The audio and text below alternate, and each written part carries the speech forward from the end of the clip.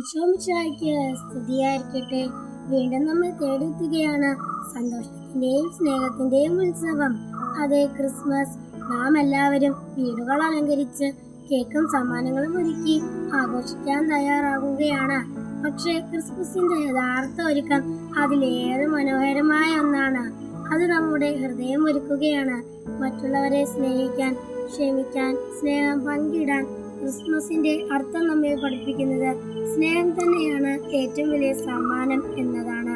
അതുകൊണ്ട് ഈ ക്രിസ്മസിൽ നമുക്ക് ചുറ്റുമുള്ളവർക്ക് ഒരു പുഞ്ചിരി കൊടുക്കാം, ഒരാൾക്ക് സഹായഹസ്തം നീട്ടാം, ഒരാളുടെ മനസ്സിൽ പ്രതീക്ഷയുടെ വിളക്ക് തെളിയിക്കാം.